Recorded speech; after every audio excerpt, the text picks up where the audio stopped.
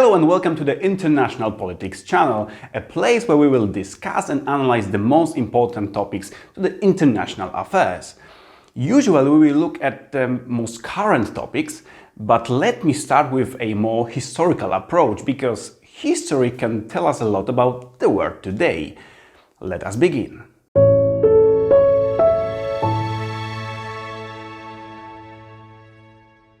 World War II ended in Europe with a clear success of the Soviet Union. This communist state vastly expanded its territorial range, and made all neighboring countries dependent on itself, and became one of the pillars of the new post-war order. For all the countries that, against their will, remained under the influence of the Soviet Union, it meant political and economical catastrophe. Meanwhile, in distant Asia, Mao Zedong continued his revolution.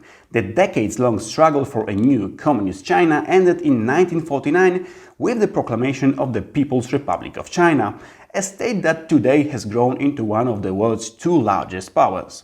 Of course, Beijing's present-day power does not have much in common with the country during the reign of Mao. China has changed since then, and Beijing owns its present position more to the Deng Xiaoping's reforms rather than to Mao's revolutionary fervor. Mao for sure has his place in history, but my guess is that he will be remembered as one of the bloodiest rulers in the human history, not the creator of today's powerful China. Mao fought for power with the Kuomintang forces led by Chiang Kai-shek. After losing the civil war, Kai-shek, with the remnants of his forces, withdrew to Taiwan, where he announced that Taipei was the temporary capital of the Republic of China. Thus, two Chinese states began to exist at the same time, although of course it was Mao and the communists who ruled over the continental part of the country. Chiang Kai-shek claimed the right to control the entire state until his death. This is why China still considers Taiwan a part of its country, a rebel province. Shortly after World War II, we already had two huge communist states on the international stage, powerful in terms of population and geography, the Soviet Union and the People's Republic of China. Both were based on the same ideology. For both, Marx or Lenin were heroes. However, common ideology quickly was not enough. A fierce dispute arose quite quickly between the Soviet Union and China over the interpretation of the communism and, in fact, about the leadership in the communist world. Of course, the strategic divorce of two communist powers did not become a fact overnight. The whole process took at least a decade. The People's Republic of China was, and to a large extent still is, built on the cult of personality, Mao Zedong. No wonder then that Beijing disliked the policy pursued in the Soviet Union by Khrushchev, which started the process of de-Stalinization of the state. In 1956, Khrushchev gave a secret lecture entitled On the Cult of the Individual and Its Consequences, where he clearly blamed Stalin for the terror and purges unleashed in Soviet Union. The communist state started to change. A partial amnesty was announced, and the terror on such a massive scale was stopped. At the same time, blaming the cult of personality and the person of Stalin himself meant that all participants in the Soviet crimes were excused. Of course, communism remained communism. It was still extremely oppressive compared to Western standards, but it is impossible not to notice that the reality after de-Stalinization was still much better than during the black years of countless atrocities committed when Joseph Stalin ruled Moscow. How did Beijing react to de-Stalinization? Well, Mao didn't like this move at all. He based his model of leadership largely on the way Stalin ruled. Mass terror could be Mao's nickname. He was sure that society has to suffer for the greater good. And this is where the differences between China and the Soviet Union became a problem. Soviets started to say that Mao is a madman, that his ideas could lead to a nuclear war. And on the other side, the Chinese started to say that Soviet Union lost its revolutionary enthusiasm, that they don't represent the true communism. The disputes grew stronger. China began to promote its version of the political system in communist countries, showing that, in their opinion, the Soviets could no longer lead the revolution. It is worth to mention peaceful coexistence theory announced by Khrushchev. It stated that it was possible to peacefully coexist with capitalist countries.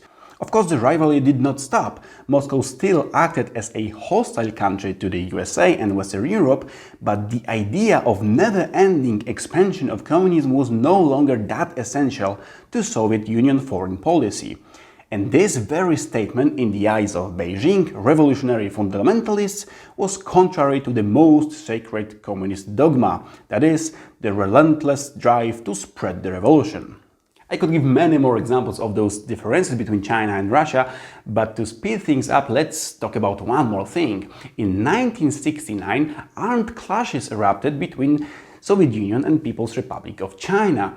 The border conflict in the region of Manchuria lasted 7 months. Still, many information about this is hard to establish because both parties are not open about what was going on, but we know that people died in the conflict between two communist states. Now, quite an important note. It is extremely easy for us to say that such events took place. We have access to source documents, reports of people participating in those events, and most importantly, we know their effects. It was much more difficult to see such process back then in 1960s. The distribution of information was completely different than today, when the information travels at the speed of light. Back then it seemed that everything was great in the communist family. Smiles, kisses and declarations of eternal friendship based on the common ideological basis about being one coherent communist world. Who could see this rupture? Who had the intelligence system and the real interest to make use of that? Well, Americans, of course. Since the presidency of Harry Truman, when the doctrine of containment of communism began to be implemented, it was this ideology that was described as the greatest evil, the most dangerous opponent of the free world. When the communists came to power in China, in the American perception, the communist front simply expanded. The Chinese and the Soviets have long been treated as a strategically one threat, the Sino-Soviet bloc. And it was logical after all. Both countries were based on the same ideology, both very friendly at the first glance, both declaring the same enemies. Noticing that Beijing's quarrels with Moscow are not minor skirmishes, but a real crack that can be used was not easy. And this is where Richard Nixon and Henry Kissinger come on stage. Nixon and his associate, first as a national security advisor, later Secretary of State, Henry Kissinger, started to drive a wedge between a crumbling communist marriage. And remember the circumstances. Americans do not recognize People's Republic of China. They don't have diplomatic relations with that country. They isolate Chinese completely. Therefore, secret activities were launched. In 1971, Kissinger makes his first secret visit to China, and shortly afterwards another official one. Chinese strongly urged the Americans to withdraw from Taiwan and recognize the island as a part of China. In October the same year, the United Nations passed a resolution that recognized People's Republic of China as a proper China. Before that, it was Taiwan who acted as a China on UN forum. The Americans voted against the resolution, but nevertheless, the major obstacle in US-China relations has disappeared. The work done by Kissinger culminated in the first ever visit of the United States President to China. Richard Nixon met with both Prime Minister Zhou Enlai and Mao himself. The photos went around the world. Smiles, handshakes, one could say warm relations. The country, which until now was completely isolated and its leadership considered illegal and extremely dangerous, has become a partner for the Americans. And so the Americans put an end to the threat of the Sino-Soviet bloc with a diplomatic game. Pulling China into Cold War equation as an independent, separate factor changed everything, changed a lot in the relations between US and Soviet Union. From then on, Soviets knew that Americans could talk to Chinese, and this very awareness changes a lot. The whole process led to significant relaxation in the relaxation of tensions between the US and the Soviet Union, and even after these relations returned to a very bad place, the enemy of the United States was the Soviet Union, not the Sino-Soviet bloc. What does this story tell us? Well, firstly that it is worth to question the existing thought patterns, things that seems obvious in international relations because perhaps the reality looks completely different. And secondly that opponents on the international arena can see and use cracks exactly as the Americans did in the 1970s. And maybe they are already doing it. For some time now there has been no shortage of opinions in the United States that it is time for a similar move but in the opposite direction, that is to use Russia to balance the game with China. The Russian Federation and the People's Republic of China are allies, they often demonstrate it, but it is a real alliance or just a facade. Could Americans pull out Russia from that bloc to address their biggest competitor in the current world affairs, that is China of course?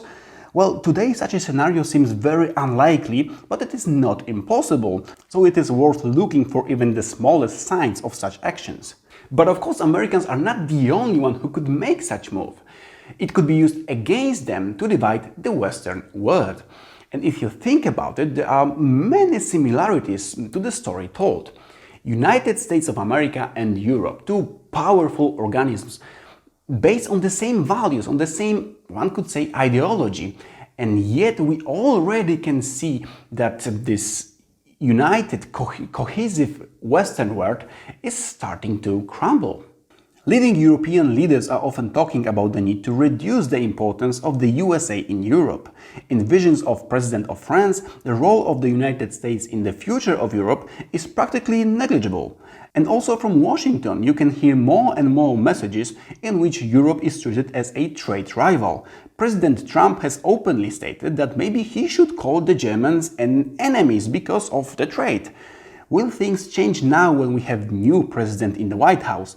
Will Joe Biden be able to heal transatlantic relations? I don't think I need to say much about the fact that the disintegration of the political unity of the Western world is good for both Russia and China, and that they are already doing a lot to dig a political hole in the Atlantic, especially since China is able to offer Europe a competitive trade offer.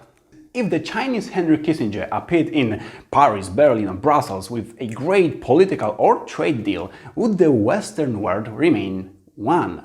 A few weeks ago, European Union committed to a completely new investment deal with the People's Republic of China. The diplomatic game has already started, but this is a topic for a whole another episode, and this is exactly what we will look into on this channel, on International Politics channel. I hope that this film will allow you to view reality from a different point of view, well, to see reality from a different point of view. Let's put it that way. Thank you very much, and I hope to see you soon.